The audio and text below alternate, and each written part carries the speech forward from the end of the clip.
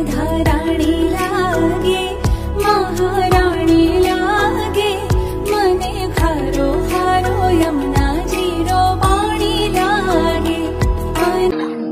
यज्ञ करत होती, यज्ञ। आणि एक दिवस यज्ञाची सकाळची आहुती झालेली आहे आणि ती आहुती झाली आणि मध्यंतर झालं। मध्यंतर म्हणले आपण सर्वजण मिळून थोडा विसावा घेऊया। कशा करता? काहीतरी शास्त्र चर्चा करता येईल।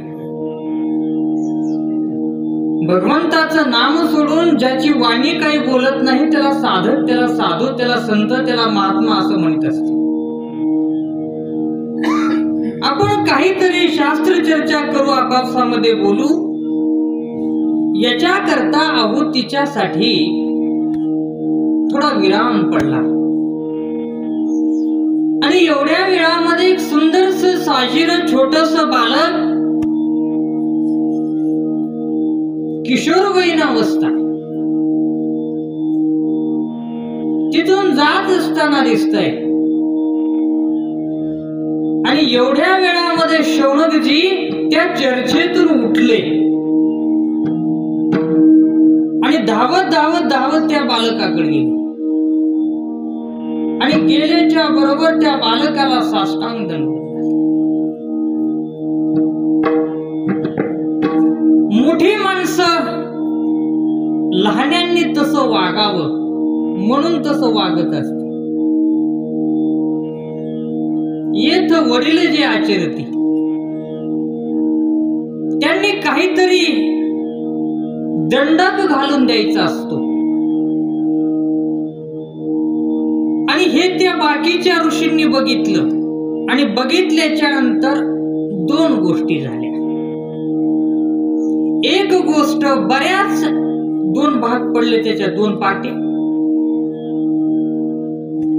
एक जणांच्या मनामध्ये आलं गुरुजी किती विनम्र आहे आणि एकाच्या मनामध्ये आलं हे आलेलं बालक नेमकं कोण आहे।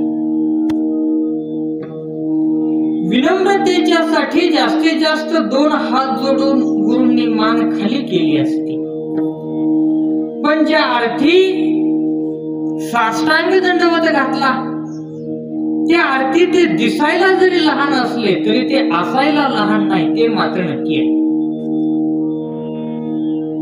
बघू तर म्हणे काय झालं, कुतूहल आहे। आणि त्या काळामध्ये शौनक हे अशा गुरुपदाला पोहोचलेले होते ज्या पद्धतीमध्ये आजकाल कुलगुरू असतात, विद्यापीठाचे मेन असतात कुलगुरू,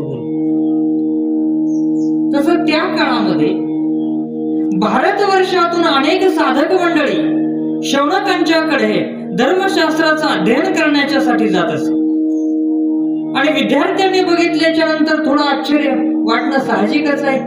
ज्यांच्याकडे आपण एवढं ज्ञान घेण्याच्यासाठी आलो तो महात्मा कोणाच्या तरी समोर असं साष्टांग दंडवत करतात, काय कारण काय असलं पाहिजे। सगळ्यांच्या मनामध्ये कुतूहल जागृत झालं आणि कुतूहल जागृत झाल्याच्या बरोबर शौनकांनी त्या बालकाचा हात पकडला आणि हात पकडल्याच्या नंतर घेऊन आले जिथे हे सगळे विद्यार्थी बसलेले होते। बरं घेऊन आले तर आले, ठीक आहे, त्याच्याही पेक्षा पुढचं काम केलं। ज्या आसनावरती बसून ते इतरांना दररोज ज्ञान सांगायचे त्या आसनावरती त्या बालकाला बसवलं आणि आपण स्वतः पुढे बसलो, तेही हात जोडून। मग तर आश्चर्याचा धक्का। गुरुजी काही सांगायला तयार नाही, प्रास्ताविक नाही, काही नाही म्हणत। काय विषय?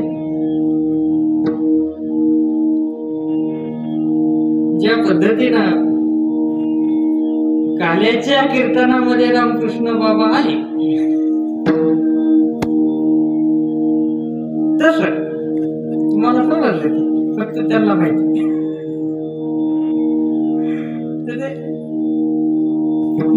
आसनाच्यावरती आणि स्वतः समोर बसले. आणि बसल्याच्या नंतर काय झालं महाराज, विद्यार्थ्यांचं आश्चर्य तर काढावं लागेल ना.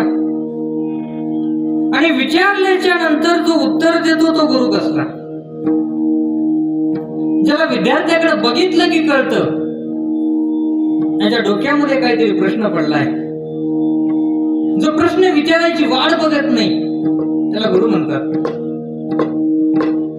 भूक लागली हे आईला सांगावं लागत नाही, ती चेहऱ्याकडे बघितलं की समजतं की त्याला भूक लागली.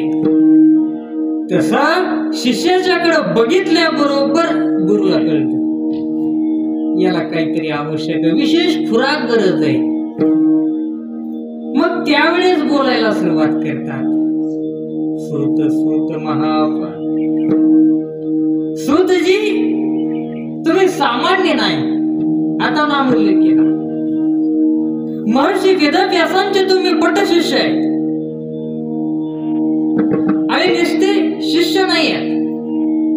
माळ घातली, गुरु कुणीकड शिष्य कुणीकड, गेट नाही गाठ नाही, असे शिष्य. कसे शिष्य? गुरुच्या नित्य सहवासामध्ये राहिले. पण नित्य सहवासात राहून काय केलं, त्यांना त्रास दिला. तेच सेवा हा दारवंता, नित्य सेवा केली गुरूंची. सेवा कशाला म्हणतात, जी न सांगता करायची असते. जी न सांगता करायची असते त्याला सेवा म्हणतात. जे सांगून केलं जातं त्याला काम म्हणतात आणि जे सांगूनही केलं जात नाही त्याला काम चुकार म्हणतात. असे 3 प्रकार.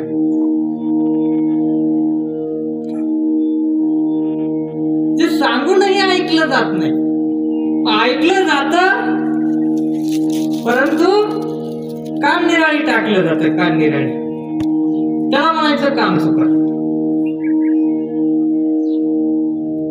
महाराजांनी आता गुरुकुल काढले. बरेच दिवस गुरुकुलामध्ये होते.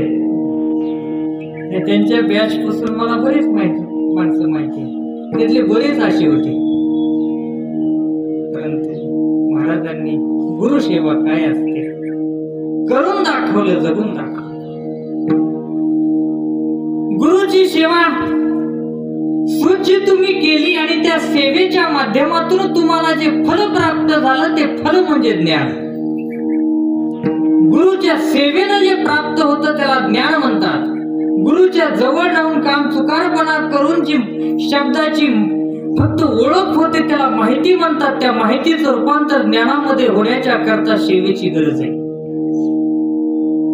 आणि ज्या दिवशी गुरूंना हा शिष्य माझा आहे असं वाटतं त्या दिवशी परिच्छिन्न पद्धतीनं त्याचा पाठ घेण्याची गरज नाही. बघितल्याच्या बरोबर तो गुरु, तो शिष्य हा ज्ञानाने ओतप्रोत भरला जातो. ओतप्रोत भरला जातो.